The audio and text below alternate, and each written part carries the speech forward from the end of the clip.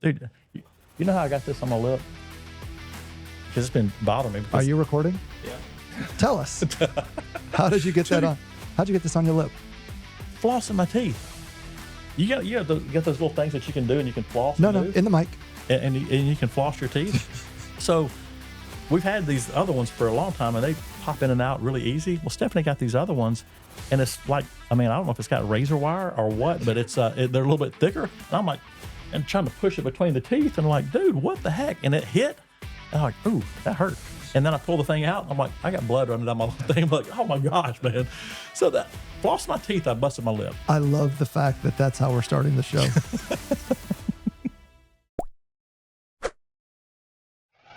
Welcome to the 3PX show. We're glad that you're here. Yes, we are. Welcome. Wayne's not bleeding anymore, thankfully. I almost thought I was for a minute. That's why I was looking at my lip. But. And you must be at least 60 years or older to handle floss because it's dangerous.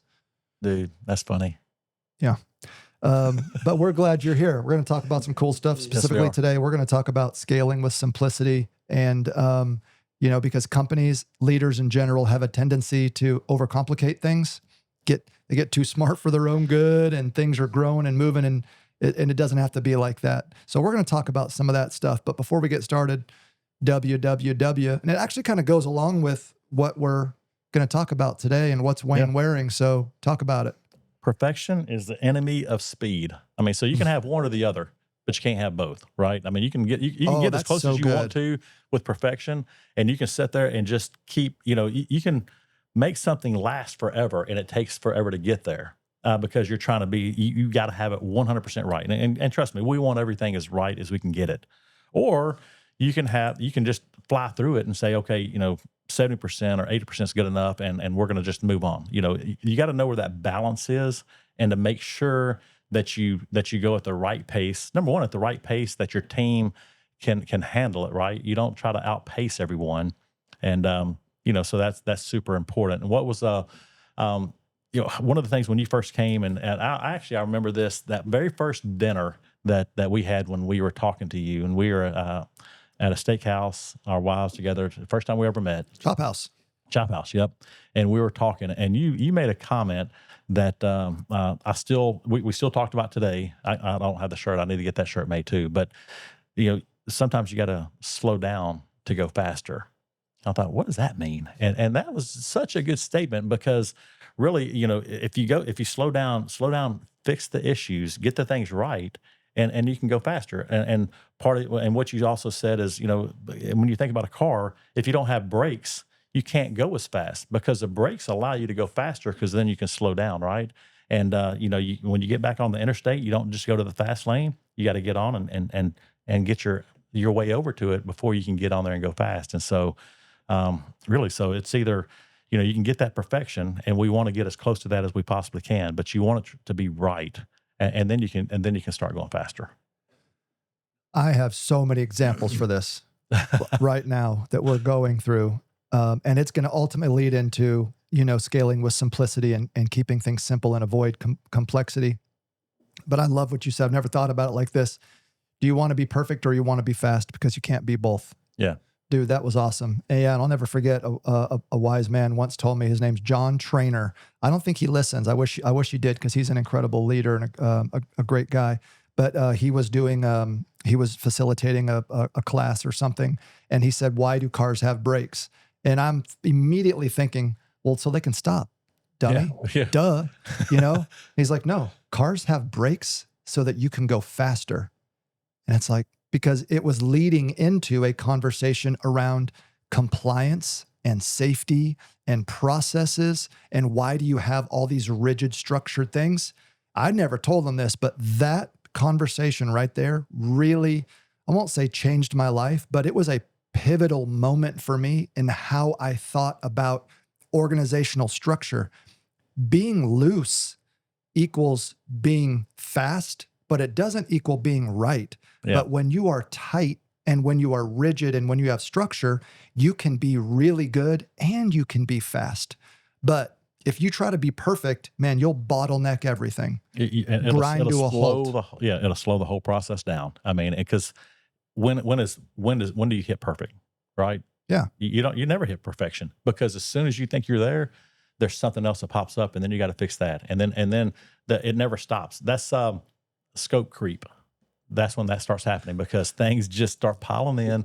And, when we going through our website rebuild that we're doing, and even going into this building, and just everything, you got to look at and say, okay, here's the plan, and we got to stick to the plan. Now, when we get it done and we go live with it, then we can start adding other things post MVP, right?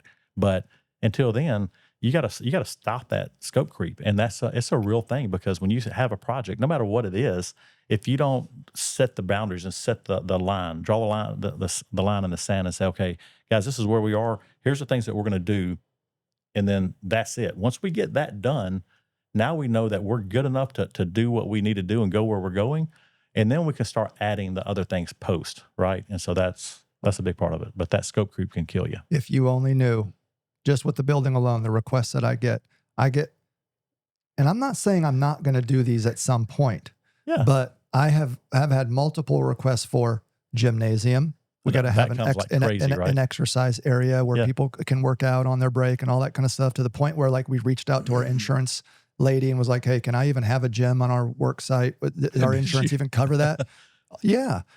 I got requests for break areas that are like quiet areas with sofas and all that kind of stuff, so people can relax. Dude, this is what I deal with. So I'm trying to, like, come in under budget, and, and just like, we're just trying to get into the building and get set up. And we got, like, a daycare coming too. Scope creep comes in, and, like, it's complexity gets added. Yeah. I'm gonna give another example. I don't care if Sam gets mad. But this is a perfect example of perfection being the enemy of speed, and scope creep, and just keeping things simple as you scale. Yeah. One of our businesses, CDF, has 2 lead times. Oh my God. Right. You know where we're going. I know exactly where we're going. We have 2 lead times. Yeah. We have a standard lead time, and then we have a fast production lead time. Yep. Those can vary depending on what you're ordering. Fast track production could be 3 days, or it could be 5 days, especially if maybe we have to drop ship it or order it from another vendor or something like that. But it's fast track. Okay. Yeah. You either get fast track or you don't. What we offer for fast track lead times could change depending, but we advertise a 3-day fast track. Okay. Standard lead time is like 12 days, but standard lead time could change, especially if you have a custom order, a special order. That standard lead time could be 4 weeks, 5 weeks, 6 weeks. Who knows? Yeah. Right. All I've been trying to do since February, it'll be August tomorrow. All I've been doing since February is put together a program that we could buy welded frames and have them drop shipped anywhere across the country. And I got a lot of reasons why I want to test this. And I'm not going to waste all of our listeners or viewers' times with all my reasons why we want to try this. But all I wanted was a program for drop shipping welded frames, where the standard lead time and a fast track lead time. And what that turned into, as recently as just last week, is I need you guys to go and negotiate with our vendors a 1-day turbo, a 3-day fast track, a 5-day fast track, a 7-day fast track, and then a 12-day standard lead time. Because they were asking the procurement team, actually Jonathan, they told Jonathan, no, this program won't work if we can't have all these other options. Thank God I talked to him and found out about this. Yeah. I'm not trying to rat anybody out here, but thank God I found out about this. Otherwise, we'd never have a dropship welded program, because folks just want to make things too complex. I mean, that's so difficult. It slows us down. It does. 100%. I don't even want to talk anymore. I'm aggravated about it all over again. Well, you got to know what the zone that you're in as well. You got to know, your market. You got to know your industry. And I get it where they want that. And there are companies that offer that, but you can't do it with what we're doing, trying to get done. And then like you said, it makes it so much more complicated. And so, would that be the perfect system? It could be. But then again, you could build that and it would probably slow us down big time. So you know what I told Jonathan? I said, hey, I think that's a great idea. I would love to have a next day turbo program and a 3 and a 5 and a 7 and a 12. I would love to have that. But you know what I'd love even more? To have a starting point. Yeah. So all I want you to do is just get a standard lead time and a fast track lead time. And then once the program is rolling and it's launched and we're good, then you optimize. Now you start evaluating, what do I want to add in? Let's just prove it out first, right? Yeah. So that really goes, you know, your shirt is really a great kickoff to this, because you can lose your mind chasing what the perfect idea is of the next step for your business. Where should we go next? Where should we go here?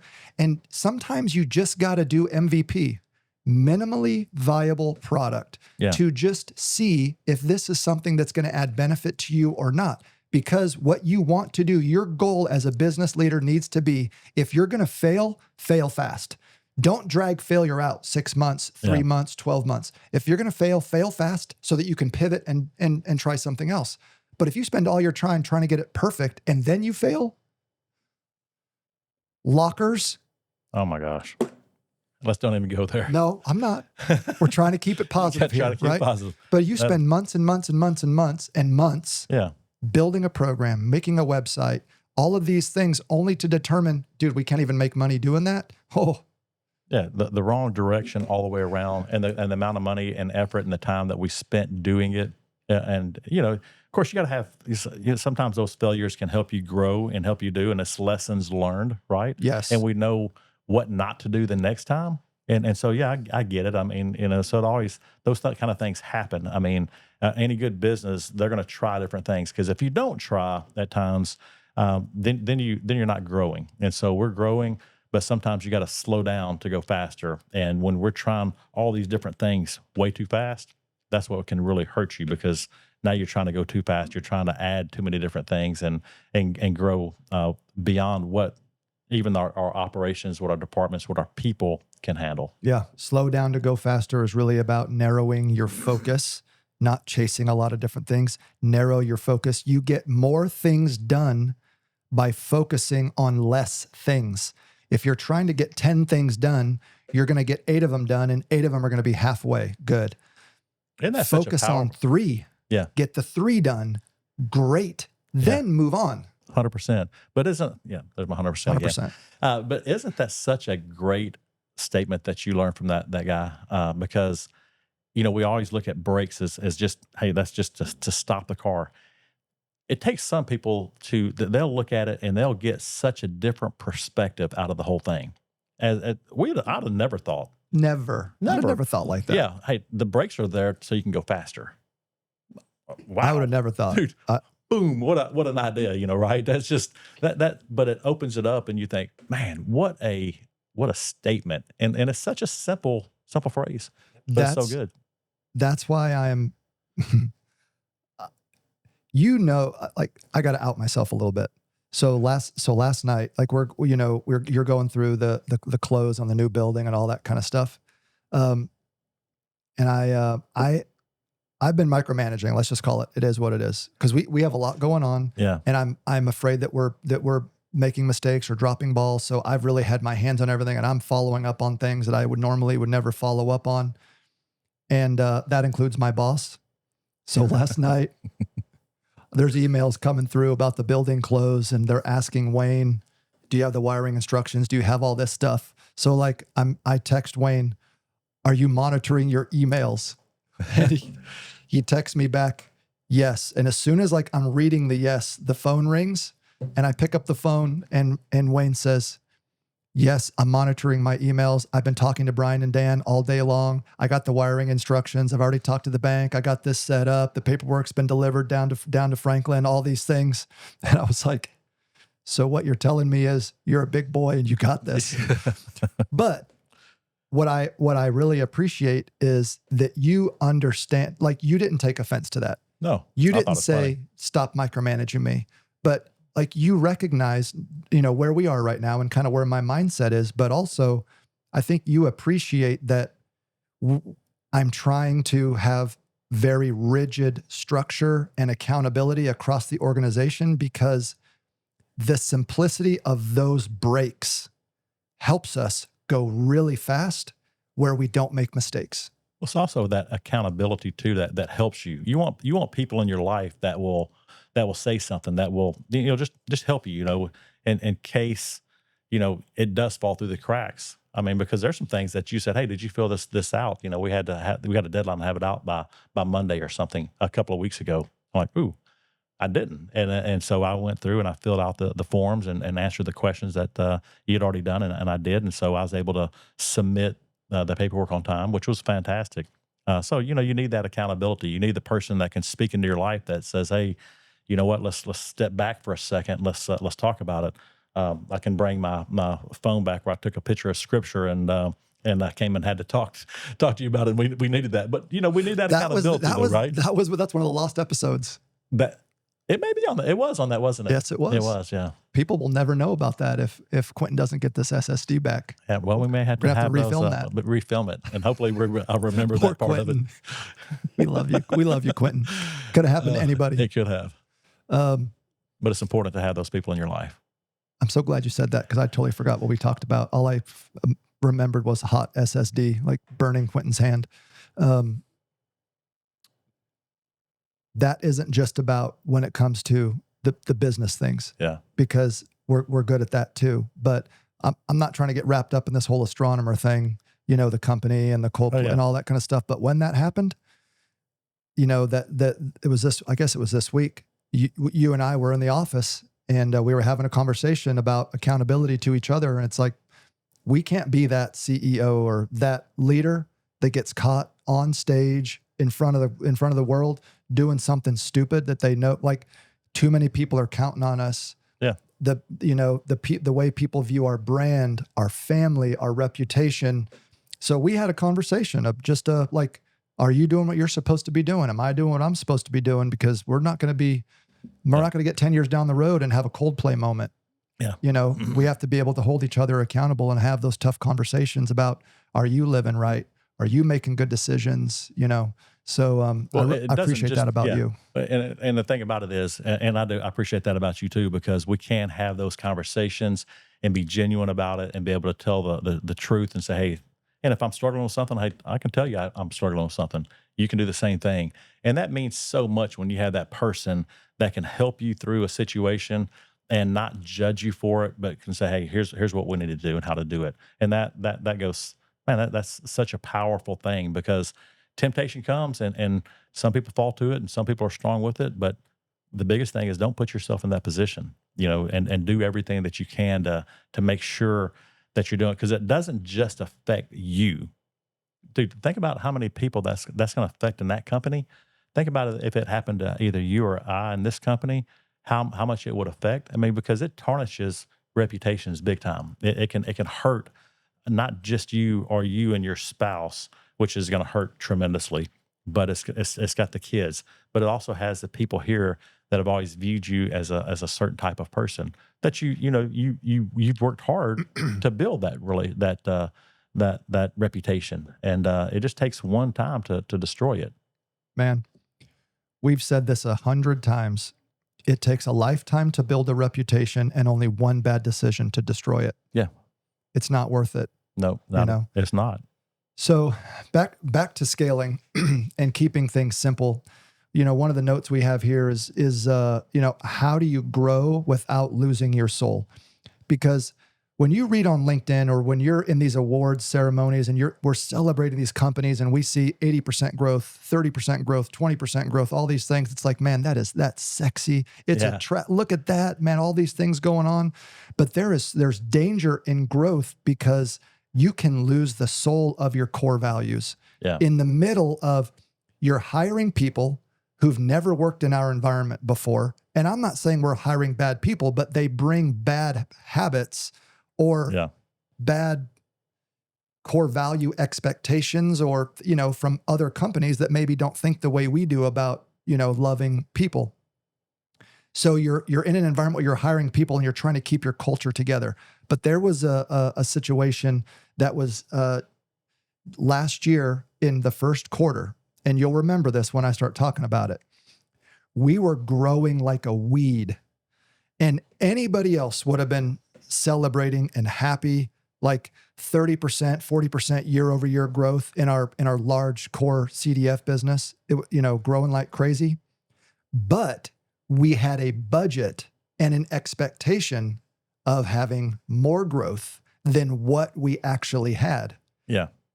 So there was a view in the business of we're failing, we're not performing like we should, and we weren't satisfied, with the growth that we had. And there was from some leaders in the organization that they're no longer here, but nonetheless, there was pressure to fire people, get rid of people.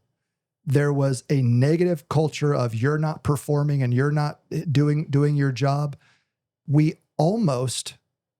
started to lose our core values of fun, of genuinely cares specifically, because we almost lost our soul growing. Yeah, because we were already growing and doing fantastic. I mean, having just record growth, but we set a budget that was a little bit too rich, and everybody was looking and comparing to what that budget was.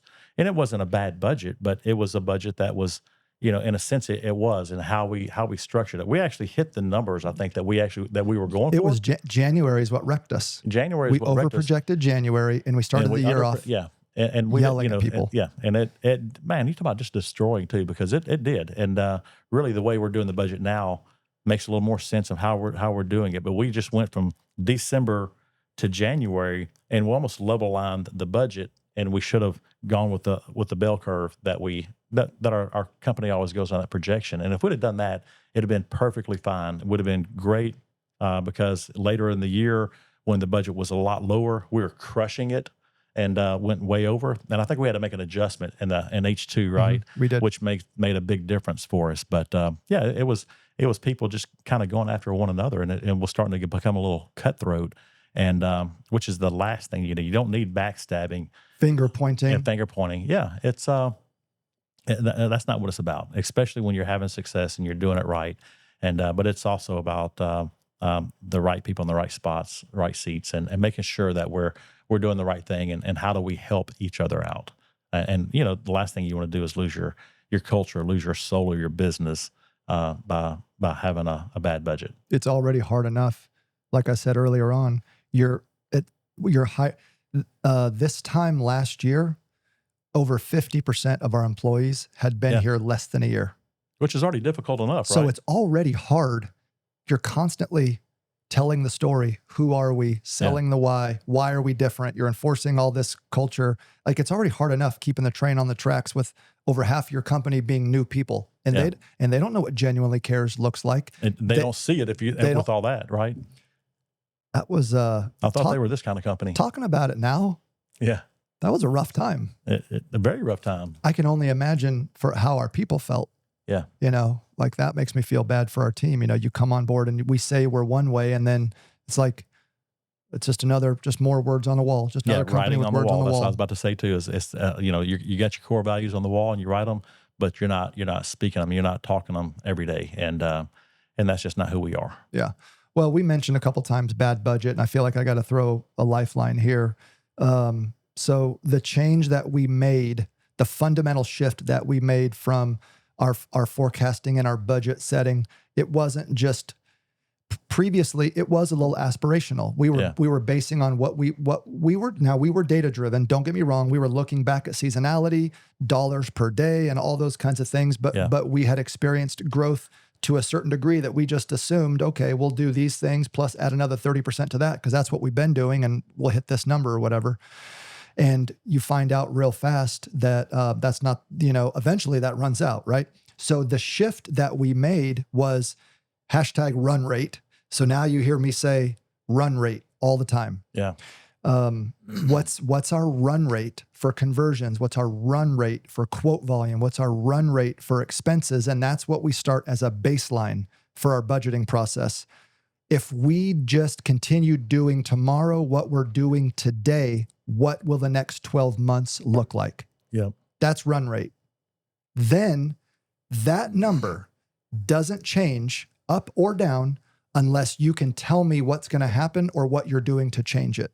Yeah. For example, we're going to add these new sizes of storefront doors, or we're going to add these new finishes to storefront doors, and that should generate an additional 15 or 20% in storefront lift because we're adding these additional things. Okay, so then we add that in there.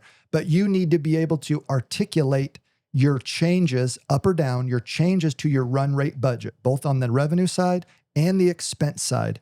Any changes to your run rate need to be data-driven, and you got to be able to have actionable items that you're doing that are actually going to influence those numbers. Otherwise, you're just guessing, and you can't do, and you'll end up in the same situation that we were, almost losing our soul because we were trying to grow so much, and we didn't have the data to back it up. Yeah. You know, we learned a lot through that, though. I mean, so that's one of the good things that we're able to speak about now is, you know, some of the mistakes that we made, but how do we overcome it and how do we fix that? So, you know, it's a change that we did, which is fantastic, but it took a minute to get there. And, you know, you make mistakes, but then you learn how to pivot and do it a different way. And then you see that aha moment that, okay, this is the way we needed to do it before. And if we'd have done that then, we wouldn't have hit that point of almost breaking.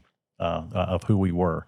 And so, you know, we were able to recover and really have a better sense of where we're going now and how we're doing it. Now, that doesn't mean it's going to work for everyone, but I can tell you if you're a business owner and you're trying to make your projections and it just is not working, you know, that you got to think outside of the box a little bit and do something different. And that's what we had to do is we had to make a change of how we looked at the numbers. But it's been a positive change for us. But it took a minute to get there, and it was painful going through it. And the first step to getting out, because now people are probably wondering, well, what'd y'all do to get out of it? In the lost episodes, I introduced a concept called SHARP. And I won't go through it all right now because in the lost episodes, if they are in fact lost, we'll have to do another episode where we talk about SHARP. But in SHARP, the A stands for apologize. Yeah. And I had to own it. I apologized to the entire organization for a bad budget and putting unnecessary pressure on the team as a result of a budget that I had approved. It was my fault. You remember it because it wasn't just the leadership team that went through so much turmoil. It was the operations. Plus, like you said, we had 50% of our people were new, and then just feeling the pressure out in the warehouse, out in the shop, trying to produce product. You know, we had some issues with stuff getting delivered, and we're pulling way forward. You know, just everything that could have gone wrong went wrong, and it was like the wheels were starting to come off. And it was one of those times that we had to make a pit stop, right? Slow down to go faster, but we had to make that pit stop and say, okay, let's fix the car before it really breaks down. Let's change the tires. Let's put the brakes on. Let's do the things that we need to do, and get back on and not get over in the fast lane. Let's slow it down. And move at the right pace that we need to move at, that everybody can get. You know, we just don't outpace the entire team. And the shift back to true north, who we are, what our core values are, and all that. It started with somebody had to take ownership. Yeah. And just even though all of us signed off on that budget, we all had a hand in it. We all reviewed it, 2 to 3 levels up and down across the organization. Somebody had to say. And I took full ownership, rightfully so, because at the end of the day, it's my fault. And but the apology, acknowledging, hey, we did this wrong. That's where course correction starts. Yeah, 100%. Is just saying, hey, I feel it, you feel it. I apologize that we are in this situation.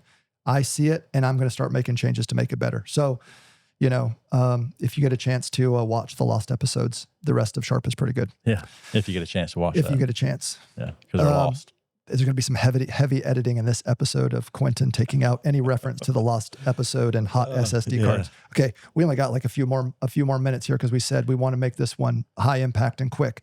So I think the last thing that we can talk about with scaling and keeping it simple is the myth that more does not equal better.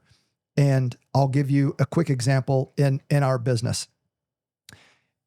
The CDF business serves contractors, DIYers, facilities, managers, small business owners, serving them with doors, frames, and hardware.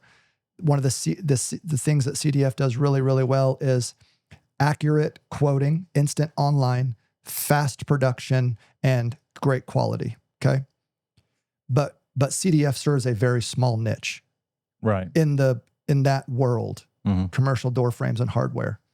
We, in our effort to grow, we decided, hey, let's get back into contract and project work. We'll have more sales. We've got people who can do this. They have been doing this a long time. We can manage these projects. We can take on these larger jobs, and man, that'll really support growth. We tried to do more, and it made sense when we talked about it. But what we discovered is it was a departure from who we are at our core, and it hurt us. It distracted our core people from the processing efforts. It distracted our purchasing team because they're purchasing far more complex product than what they're used to. So it slowed us down. It slowed operations down because they're doing preps and work in the shop that we're not trained for. So our most tenured people in manufacturing are spending all their time doing custom work, while the new people that they should be training aren't getting trained. So then errors start to go up. Hearing all that after the fact, it's like, man, we were dumb. Why did we even do that? But the problem is you get kind of sucked into this trap of more things equals more growth and is better. And that is just not the case. More does not equal better. Not even close. And, I've always, I believe, I look back on my career and with the stops that I made and working for my dad a long time ago, one of the things I learned with him was, do what you do and do it really well. You don't have to do everything. You don't have to be all things to everyone. What is it that you're really good at and become great at it? Get hyper focused on those things. And, and we already made that we tried that several years ago. We tried it last year. And, hopefully we've all kind of learned that lesson to say, that's really not who we are. That's not our deal. You can let other people do that really, really well. What we do, our online capacity and our brand and who we are, we do that really well. I think we do that better than anybody else in this country and worldwide for that fact. And our machine that we use and what we've done that we've developed in-house is something special that and so let's just focus on that and doing it. And if you have a business and you found that niche that you do, my advice to you is keep doing it to where you perfect it and you do it really, really well. Because you can't have something that you feel like is almost a perfect machine, and then you can all of a sudden hit the gas pedal and you can go fast at that point, and you can do some really awesome things. But if you're trying to add, all the other stuff too, add the luggage rack, and you're trying to add the trailer, and then you try to go fast, that trailer starts fishtailing on you, and before you know it, you're in a lot of trouble. And that's what happened to us. We tried to throw a few extra things on there, the little sidecar. Steve didn't fit in the sidecar, so we really had an issue on that one. But I was enjoying your analogy so much up until that point. I don't know what made it, but that just sounded like a funny analogy, right? Can you picture that? I can picture that. Unfortunately, yes, I can. Yeah, but you had me at fishtailing. Had to fishtailing. Like, dang, Wayne, this is a great analogy. Yeah, until we got to that part. Until you got to that part. But that's what happens. We start getting away from who we are and what we're doing, and man, that could be a whole topic in itself as we talk about it. But really, just sometimes slow down, know what you do, and then just really hyper focus on that, because that makes the difference between winning and losing sometimes. Well, that's a great way to end right there. So my key takeaways, and I'll give you the last word here, is don't lose your soul with growth. It can be so attractive. It can intoxicating is a good word. That you have to know what your run rate is, and you have to be able to use data-driven decisioning to articulate what growth should you expect because you're doing these things, because you got to be realistic. And the minute that you start putting unrealistic projections out there, it can really be detrimental to the core of your core values, the way people treat each other and all that kind of stuff. And then the other one is the car that you're driving, so the business that you're in, that you're really good at, your niche, the car that you're driving, man, tune the engine up, get new tires, put some big brakes on that thing, like we talked about, I think last episode, so that you can go really, really fast. don't be so focused on putting a new luggage rack on in a trailer because now you can't go as fast and you start fishtailing. So I think that was just really great the way you said it. Focus on the niche that you're in and perfect that area, not so that you are only doing one thing, but so that you can do that one thing really fast and really good. And you can do it more than you ever expected, as opposed to getting distracted. Well, so one last thing, I know, we're running short on time and stuff, but what we did this year as we started laying out our budget, we intentionally decided that we were going to go slower this year because of, we're out of space. So the new building is going to help that. We out of capacity on our website. So we're going to rebuild that and do it. So we had some big projects that we were doing. So we intentionally went slower. But by doing that, what it allowed us to do is actually we've gone slower, we've focused more, and we've made a lot more money on the whole process too. We've been able to really get it to where we're doing much better financially on saving, on being able to pay for the big bang budget that we had, and doing all those things. So sometimes going slower, you can do a lot better, because if you try to go too fast and spread yourself thin with too many different things that you're not really good at, instead of focusing on what you are, you can go broke doing that as well. And you can lose a lot of money. You can lose your shirt, and really now you've gone backwards instead of forwards. To that note, revenue was, breaking news. If you haven't heard, forward will be up significantly revenue wise, because fast partitions just is growing like a weed. Yeah. Killing it. Killing it. CDF grew 1.2% revenue. The first half. The first half of the year, right? That's the lowest growth rate you've ever had. But you know what profit and cash flow did? What, 20%? Boom. Yeah. I mean, just through the roof. Because we slowed down. We've uncovered problems. We've been fixing issues. We've been narrowing our focus. We've been getting better at what our core business is. So we're making more money, arguably doing the same or less work. Yeah. So it's not all about top line revenue. Top line revenue looks really nice. And when you talk about it, it's kind of impressive. End of the day, it's what you can put, and it's not even about profit at the bottom line. It's about what you can put away and say, okay, that's what profit is, that I can actually move and put into a different account that I don't touch. Mm-hmm. That's when you start really having success. So it's about that net income. It's not about EBITDA, because everybody can change those numbers around and make EBITDA look like whatever you want it to look like. Yeah, so you're right about that. Well, hope you enjoyed this episode. Thanks for hanging with us, and hope this was meaningful to you. And if you enjoyed it, please, share this with a friend. Yeah. Hit that like button, share, subscribe, all the things. And if you enjoyed watching, when you're in your car, you can also listen on the podcast. We enjoy doing this. We hope you enjoy listening. And thank you for watching the 3PX show. We'll see you next time. Have a good one.